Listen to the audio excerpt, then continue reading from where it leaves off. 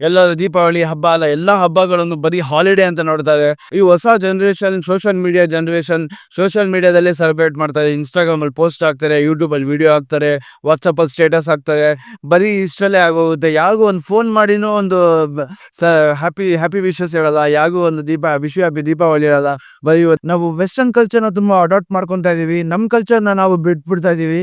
ಸ್ವಾಗತ ಸುಸ್ವಾಗತ. ನಾನು ನಿಮ್ಮ Jagan. Welcome to my channel Jagan's point of view. ಮೊದಲನೇದಾಗಿ ಎಲ್ಲರಿಗೂ ದೀಪಾವಳಿ ಹಬ್ಬದ ಶುಭಾಶಯಗಳು.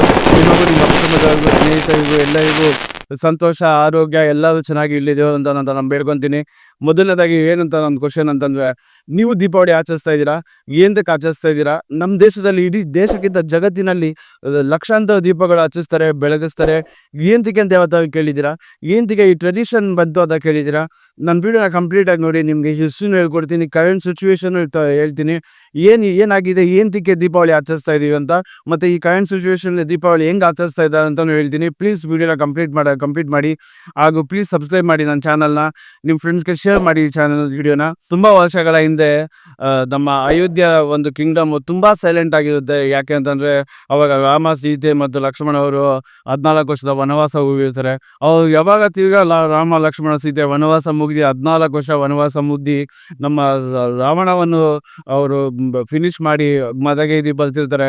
ಅವಾಗ ಜನರೆಲ್ಲರೂ ಅವರ ಸೆಲೆಬ್ರೇಷನ್ಗೆ ಅಷ್ಟು ದೀಪಗಳು ಹಚ್ತಾರೆ, ಅಷ್ಟು ಬೆಳಕು ದೀಪಗಳಿಂದ ಬರುತ್ತೆ. ಅವರ ಒಂದು ವೆಲ್ಕಮ್ಗೆ ಅಷ್ಟು ದೀಪಗಳನ್ನು ಹಚ್ಚಿ ದೀಪಾವಳಿ ಅಂತ ಅವರು ಒಂದು ಆಚರಿಸ್ತಾರೆ. ಇದು ಅವಾಗಿಂದ ಒಂದು ಹಬ್ಬ. ಇದೊಂದು ಟ್ರೆಡಿಷನ್ ಆಗಿ ಸ್ಟಾರ್ಟ್ ಆಗಿದ್ದು ದೀಪಾವಳಿ ಹಬ್ಬ.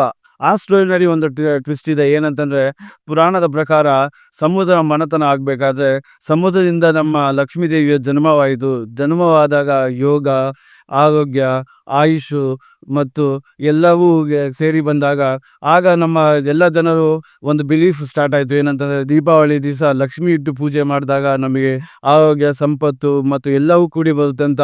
ಆವಾಗ ಎಲ್ಲರೂ ಸ್ಟಾರ್ಟ್ ಮಾಡೋದು ಪೂಜೆ ಮಾಡೋದಕ್ಕೆ, ಲಕ್ಷ್ಮಿಯ ಪೂಜೆಯನ್ನು ದೀಪಾವಳಿ ದಿವಸ. ಇದೊಂದು ಕಾರಣನೂ ಆಯಿತು ದೀಪಾವಳಿ ದಿವಸ ಲಕ್ಷ್ಮೀ ಪೂಜೆ ಮಾಡೋದಕ್ಕೆ, ದೀಪಾವಳಿ ಆಚರಿಸೋದಕ್ಕೆ. ದಕ್ಷಿಣ ಭಾರತದಲ್ಲಿ ದಿವಾಲಿ ಅನ್ನೋದು ಒಂದು ಪವರ್ಫುಲ್ ಫೆಸ್ಟಿವಲ್. ಯಾಕೆ ಅಂತಂದರೆ, ನಾವು ಎಷ್ಟೊಂದು ಸ್ಟೋರಿಗಳು ಕೇಳಿದ್ದೀವಿ. ನರಕಾಸುರ ರಾಕ್ಷಸ ಭಯನೆಲ್ಲ ಸ್ಪ್ರೆಡ್ ಮಾಡಿದಾಗ ನಮ್ಮ ಲಾರ್ಡ್ ಕೃಷ್ಣ ಆದ ಅವರ ಇನ್ನೊಂದು ರೂಪ ವಿಷ್ಣು ಅವರನ್ನು ಸೋಲಿಸಿ ಅವರನ್ನು ಕೊಂದು ಭಯನ ಸ್ಪ್ರೆಡ್ ಮಾಡಿದ್ದನ್ನೆಲ್ಲ ತೆಗೆದು ಅವಾಗಲೂ ಪೀಪಲ್ ಎಲ್ಲ ಜನರು ಫುಲ್ ಜಾಯ್ಫುಲ್ ಆಗಿ ಫುಲ್ ಸೆಲೆಬ್ರೇಟ್ ಮಾಡೋದಲ್ಲ.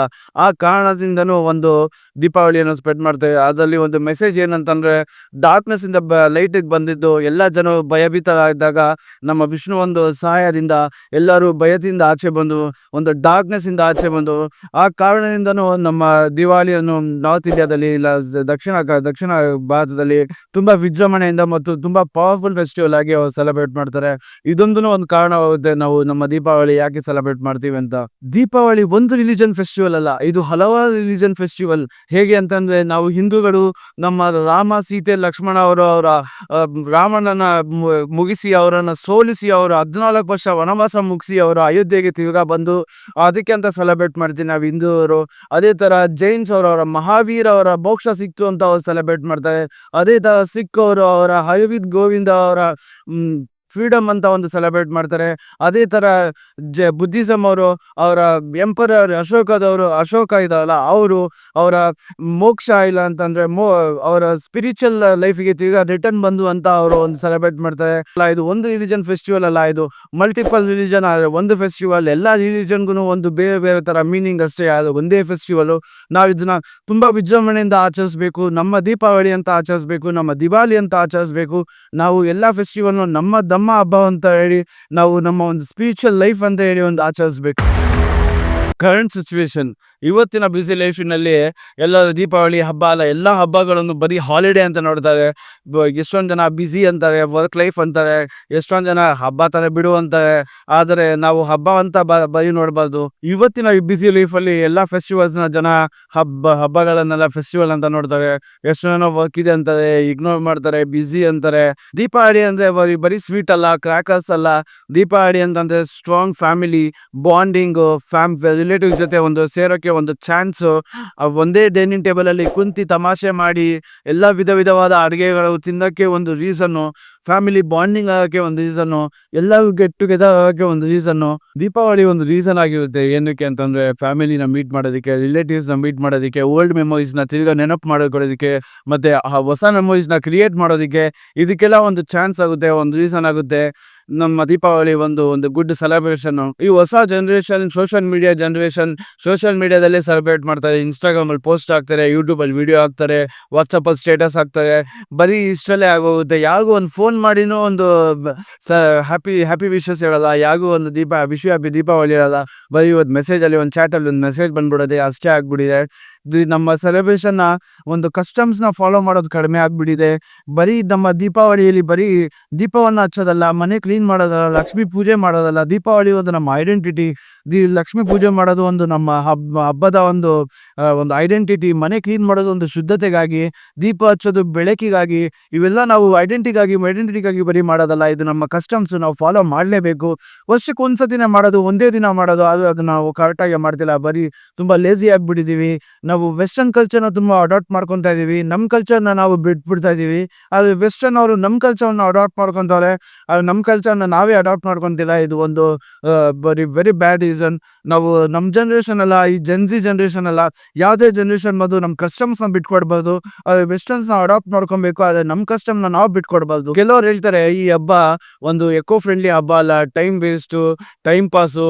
ಆದರೆ ನಾವು ಈ ಹಬ್ಬವನ್ನು ಕರೆಕ್ಟಾಗಿ ಸೆಲೆಬ್ರೇಟ್ ಹೇಗೆ ಮಾಡೋದು ಅಂತಂದರೆ, ಮಾಡ್ರೇಟ್ ಆಗಿ ಕ್ರ್ಯಾಕರ್ಸ್ನ ಯೂಸ್ ಮಾಡಿ. ಪಟಾಕಿಗಳನ್ನ ನೀವು ಆದಷ್ಟು ಇಕೋ ಫ್ರೆಂಡ್ಲಿ ಪಟಾಕಿಗಳನ್ನ ಯೂಸ್ ಮಾಡಿ, ಗ್ರೀನ್ ಕ್ರ್ಯಾಕರ್ಸ್ನ ಯೂಸ್ ಮಾಡಿ.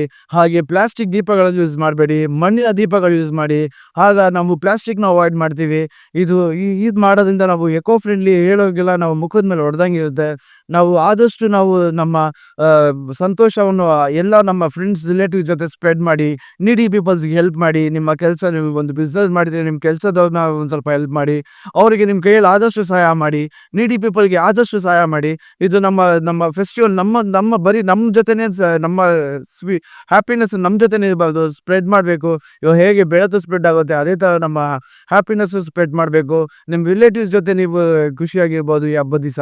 ಸೊ ನಾವು ನಮ್ಮ ಹಬ್ಬಗಳನ್ನು ಇಗ್ನೋರ್ ಮಾಡೋದು ಬೇಡ, ನಮ್ಮ ಕಸ್ಟಮ್ಸ್ಗಳನ್ನು ಇಗ್ನೋರ್ ಮಾಡೋದು ಬೇಡ, ನಮ್ಮ ರೂಟ್ಸನ್ನು ಇಗ್ನೋರ್ ಮಾಡೋದು ಬೇಡ, ನಮ್ಮ ಸಂಸ್ಕೃತಿಯನ್ನು ಇಗ್ನೋರ್ ಮಾಡೋದು ಬೇಡ. ನಾವೆಲ್ಲರ ಜೊತೆಗೇರಿ ನಾವು ಎಲ್ಲರೂ ನಮ್ಮ ರೂಟ್ಸನ್ನು ಒಂದು ಸ್ಟ್ರಾಂಗ್ ಮಾಡ್ಕೊಳ್ಳೋಣ, ನಮ್ಮ ಸ್ಪಿರಿಚುಯಾಲಿಟಿಯನ್ನು ಸ್ಟ್ರಾಂಗ್ ಮಾಡ್ಕೊಳ್ಳೋಣ, ನಮ್ಮ ಕಸ್ಟಮ್ಸನ್ನು ಸ್ಟ್ರಾಂಗ್ ಮಾಡ್ಕೊಳ್ಳೋಣ. ನಾನು ಏನು ಹೇಳಿ ನಮ್ಮ ವೀಡಿಯೋನ ಮುಗ್ಸೋಕೆ ಇಷ್ಟಪಡ್ತೀನಿ ಅಂದರೆ, ನೀವು ಎಷ್ಟೇ ಕತ್ತಲಲ್ಲಿ ಇದ್ದೂ ಒಂದೇ ಒಂದು ದೀಪದ ಒಂದು ಬೆಳಕು ಸಾಕು ಬೆಳಕಿನ ಕಡೆ ಕರ್ಕೊಂಡು ಹೋಗೋದಕ್ಕೆ.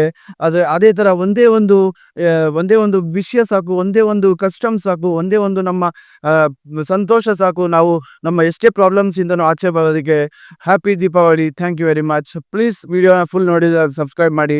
ಇನ್ನೂ ಈ ಥರ ಕಸ್ಟಮ್ಸು, ಈ ಥರ ನಮ್ಮ ಪಾಯಿಂಟ್ ಆಫ್ ವ್ಯೂ ವಿಡಿಯೋಗಳನ್ನ ತರ್ತೀನಿ. Thank you very much.